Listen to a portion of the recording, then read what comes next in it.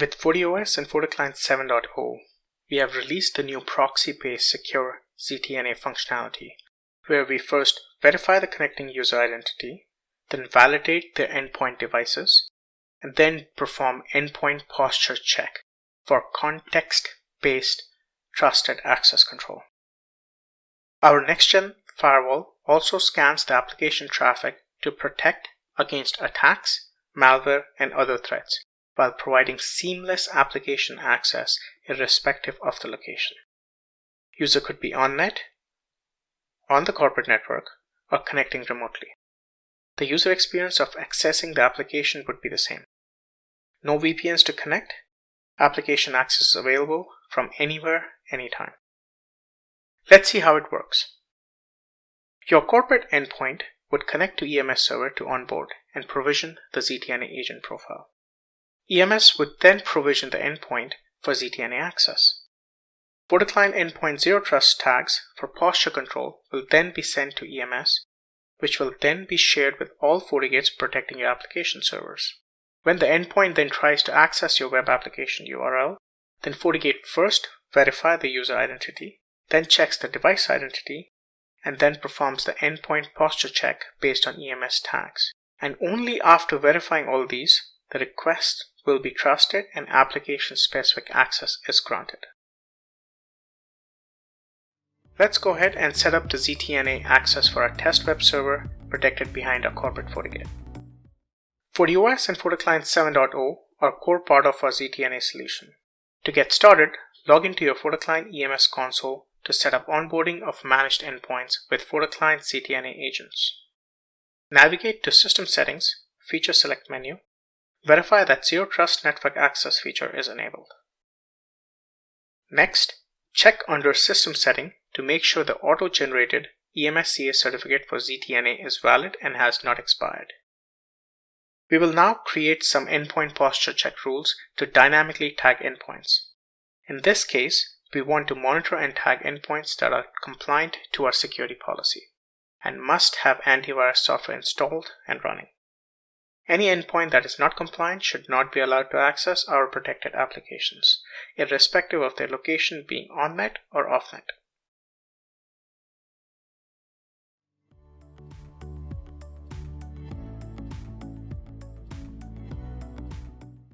Now we will connect our FortiGate that will be proxying the application traffic to the EMS server, so it can learn the ZTNA tags assigned by EMS to endpoints. Navigate to the Fabric Connectors menu and configure the EMS settings.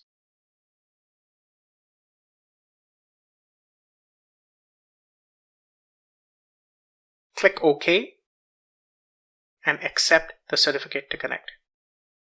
Make sure the EMS connection status is successful and green arrow is visible.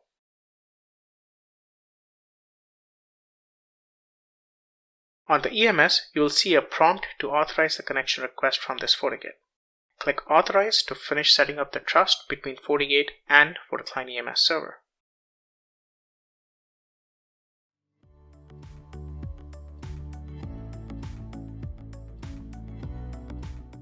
Now let's onboard a managed endpoint. Open FortiClient, enter your EMS server IP address or invitation code to connect. Once connected, FortiClient will get security profile and the ZTNA certificate provisioned. You can verify the EMS signed device certificate has been installed on the endpoint certificate store. The Issue By field in the certificate will have your FortiClient EMS serial number. Now navigate back to your EMS and verify the endpoint has successfully connected to your EMS and profile is in sync.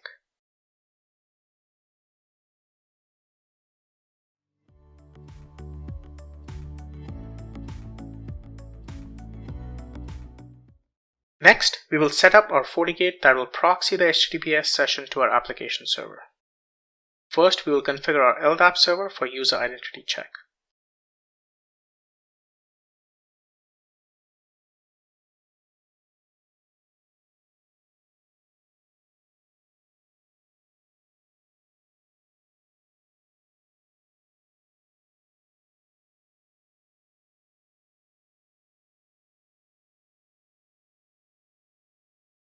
Then we will add user groups that are allowed to access our application server.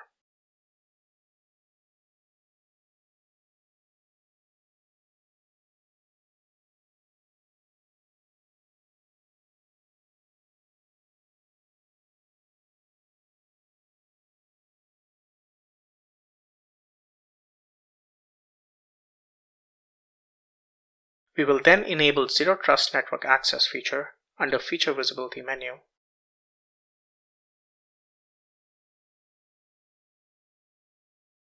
Once enabled, you will see a new ZTNA menu item under Policy and Objects.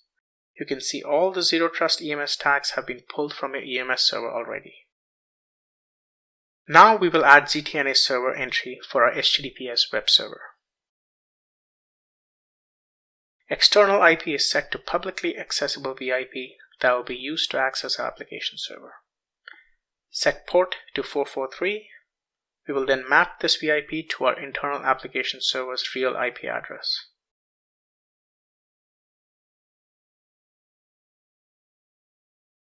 Set host field to the URL for the web server.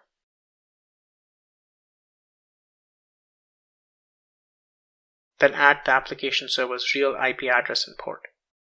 This is where the FortiGate will forward the application traffic to. Click OK to save.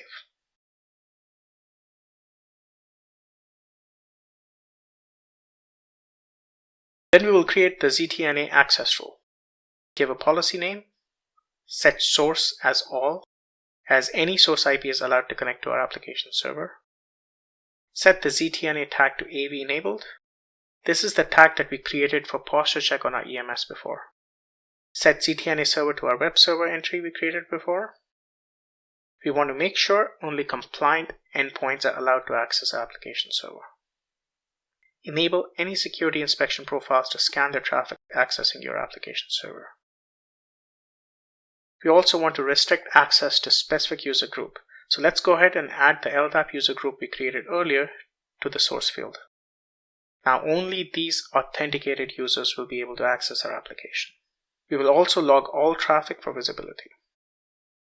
Last step is to create a firewall policy for FortiGate to proxy VIP traffic to our ZTNA server. Select the internet-facing FortiGate interface as source, and the outgoing interface will be the one where the real server is connected. Set destination as our ZTNA server VIP. Set inspection mode to proxy-based and click OK. Note, any traffic not matching this rule will be denied by our implicit deny policy.